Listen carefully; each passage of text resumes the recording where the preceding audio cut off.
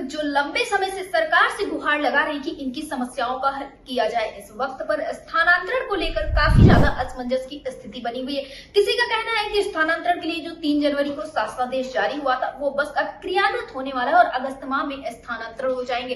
तो किसी का ये कहना है कि ये फिर से एक आश्वासन है, न कि समस्याओं का हल होगा। इस तरह की फिलहाल तमाम बातें चल रही है और इसी बीच में देखने को मिला कि जो शिक्षा मित्र है वो सरकार से एक मांग करते हुए नजर आए। उनका साफ तौर पे ये कहना था कि अब रक्षाबंधन का पर्व है और सरकार उन्हें तोहफे के रूप में उनकी समस्याओं का हल कर दे और खास करके उन महिला शिक्षा मित्रों का जो लंबे समय से अपने घर परिवार से दूर रह रही है, उनको मूल विद्यालय वापसी का तोहफा सरकार की तरफ से दिया जाए। फिलहाल इस तरह की तमाम बातें चल रही है और शिक्षा मित्र अब भी एक बात पर टिके हुए कि इनकी जो मुख्य समस्या है मानदेय वृद्धि, उसको लेकर सरकार सबसे पहले कोई बड़ा कदम उठाए। इस वक्त पर शिक्षा मित्रों के सामने बहुत बड़ी गंभीर समस्याएं खड़ी हुई है। इनका यही कहना है कि इतने अल्प मानदेय में इन्हें ये नहीं समझ में आ रहा है कि किस तरह से त्योहारों की तैयारी की जाए और किस तरह से हर एक चीज को सुनिश्चित ढंग से किया जाए, क्योंकि ये ऐसा समय है जब महंगाई काफी ज्यादा है और मानदेय महज 10,000 रुपए, वो भी मानदेय समय से नहीं आता है।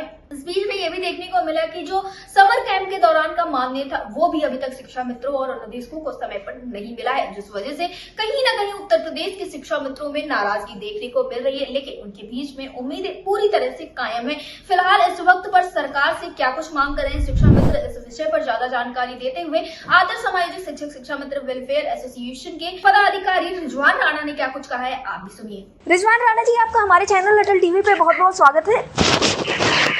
अटल टीवी का हम भी जो शिक्षा मित्र, पूरा शिक्षा मित्र समाज तहे दिल से हम शुक्रिया अदा करते हैं कि बार बार हमारी जो समस्याएं हैं वो हमारी लगातार उठाते जा रहे हैं। जी मैडम जी। जी रिजवान जी, इस वक्त पर जैसा कि देखने को मिल रहा है कि स्थानांतरण को लेकर तमाम उम्मीदें बनी हुई हैं शिक्षा मित्रों के बीच में और जो तमाम पदाधिकारी हैं संगठन के या शासन प्रशासन के अधिकारियों से भी जो अपडेट्स निकलकर सामने आ रहे हैं, महानिदेशक कंचन वर्मा की तरफ से जो अपडेट्स निकलकर सामने आ रहे हैं उसमें ये कहा जा रहा है कि बहुत जल्द ही स्थानांतरण की प्रक्रिया शुरू हो जाएगी। लेकिन धरातल पर क्या कुछ स्थिति बनी हुई है ये मैं आपसे जानना चाहूंगी।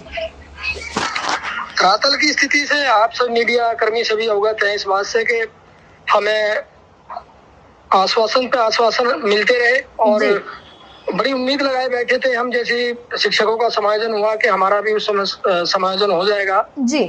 लेकिन बड़े मजे की बात है कि तकनीकी खराबी बताते हैं, कभी बताते हैं कि भाई हम अभी कार्य योजना नहीं बना पाए जी।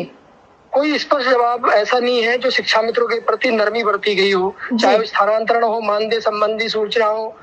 आपको पता है कि हम समर कैंप भी हमसे फ्री में करा लिया गया जी जी। आज हम भटकते फिर रहे हैं। उस समय ये कहा था कि हमने आप लोगों की ग्रांट जारी कर दी है और वास्तविकता यह है जब हम हमारे जितने भी संगठन है उनके पदाधिकारी लोग पूरी याचना कर रहे हैं, अपना मांग पत्र के जरिए खुद संपर्क करके उन लोगों से मिल रहे हैं कि आज हमारी समस्याएं जो है उनको निराकरण कीजिए, चाहे उसमें स्थानांतरण हो। और इन स्थानांतरण में आज सरकार के पास बहुत अच्छा मौका है जी कि हमारा एक भारतीय संस्कृति है जिसमें बहनों की रक्षा की जाती है और बहनों के लिए स्थानांतरण बहुत जरूरी है जी। उसमें रक्षाबंधन का त्योहार है और रक्षाबंधन के त्योहार से पहले अगर सरकार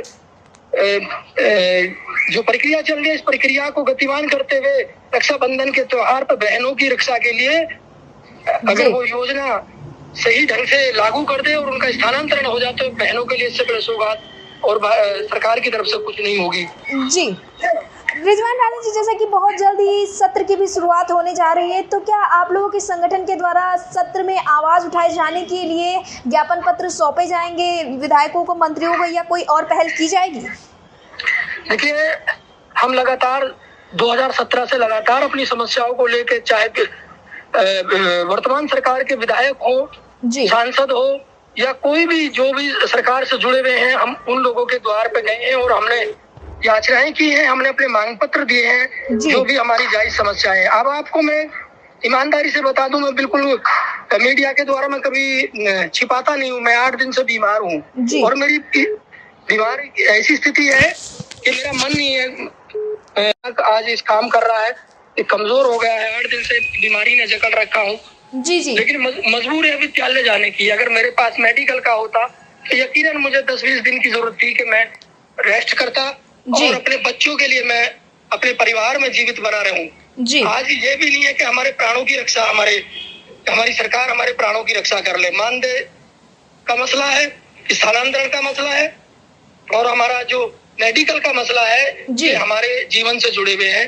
अब सोचिए, मैं खुद मैं परेशान हूँ जी। आज मैं स्कूल में उपस्थित हुआ, मैं पूरे दिन, मुझे ही पता है मेरा कैसे कटा है। मेरे आप ये मानिए, मैं तन से भी वहाँ आज नहीं बैठा हुआ था, मन तो मेरा बहुत दूर की बात है। काश मुझे सरकार के द्वारा एक ये मिल जाता कि अगर हम जीवित रहेंगे तभी तो हम सरकार की जितनी भी योजनाएं उनको फलीभूत करेंगे, उन सरकार की योजनाओं को हम चलाएंगे। जब हमारा स्वास्थ्य ठीक नहीं होगा, हमारा मानसिक स्तर ठीक नहीं होगा, हमारा आर्थिक स्तर ठीक नहीं होगा, तो हम क्या सरकार की योजनाओं को हम किस तरह से चला लें।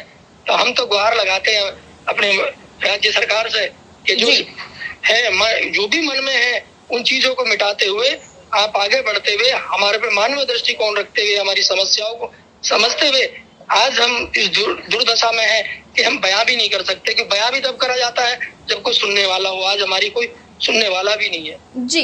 रिजवान जी, अटल टीवी से जुड़ने के लिए धन्यवाद। आपका भी बहुत बहुत शुक्रिया।